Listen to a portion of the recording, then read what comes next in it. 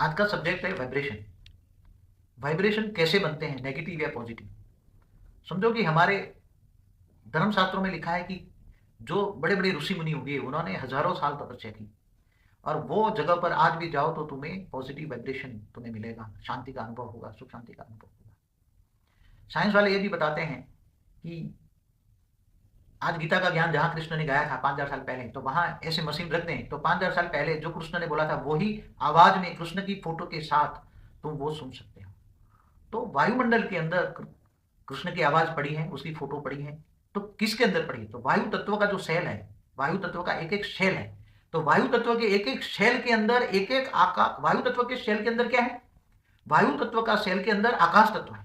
और आकाश तत्व के अंदर जो वहां की आवाज है, पिक्चर है, रिकॉर्डिंग पड़ा है। आज भी आप देखो, टीवी देखते हो तो टीवी के अंदर वायु तत्व के द्वारा ही तुम्हारी टीवी के अंदर आवाज और फोटो आती है ना, वायु तत्व के जरिए ही आती है ना। तो वायु तत्व के अंदर, वायु तत्व के अंदर भी एक आकाश तत्व की रिकॉर्डिंग पड़ी है। आकाश तत्व में ही रिकॉर्डिंग होती है।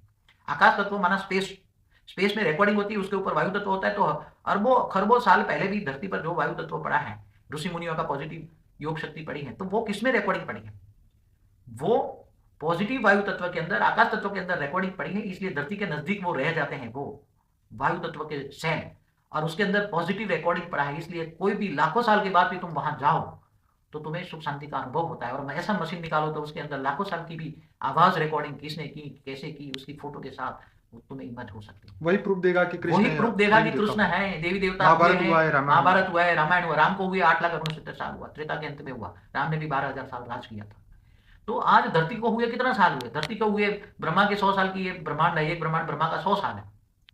तो ब्रह्मा का एक दिन बराबर धरती पर 1000 चतुर्युग होते हैं। तो ब्रह्मा का दूसरा पराग चल रहा है, दूसरा का पराग का मनवंतर का 8वां दिन, मनुष्य का 8वां चल रहा है। तो कितनी धरती को हुए? करोड़ों, मतलब 1-2 अरब साल तो हुए ही हैं कम से कम।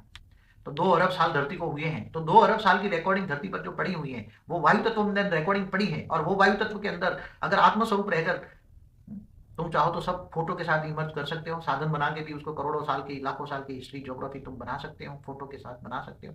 सब कुछ आज साइंस ढूंढ रहा है। किनके संकल्पों से साइंस डेवलपिंग कर रहा है? आज से पहले 100 साल पहले कुछ भी नहीं था। आज इतनी साइंस डेवलप क्यों कर रहा है? और साइंस बहुत डेवलप करना है, बहुत आगे जाना है। साइंस को अभी तो कुछ भी नहीं है, बहुत आगे प्रूफ देना है। दुनिया वालों को प्रूफ देना है कि ये दुनिया कुछ भी नहीं है, धरती तो 100 की 9 बराबर है, दुनिया बहुत बड़ी है, अरबों खरबों सूर्य, महासूर्य। तो ये सब समझने की कोशिश करो। वायु तत्व के अंदर, एक सेल के अंदर कितनी शक्ति है। वायु तत्व का एक हाइड्रोजन ले लो, हाइड्रोजन से हीलियम में परिवर्तन होता है तो सूर्य की अग्नि पैदा होती है। और हीलियम के अंदर इतनी, एक हाइड्रोजन का एक हीलियम के अंदर इतनी एनर्जियां होती हैं कि ये एनर्जियों को फ्यूज ऑन करो, उसको जलाओ तो इतनी एनर्जी पड़ी है। तो ये एनर्जी से साइंस भी मानते हैं, पावर से पदार्थ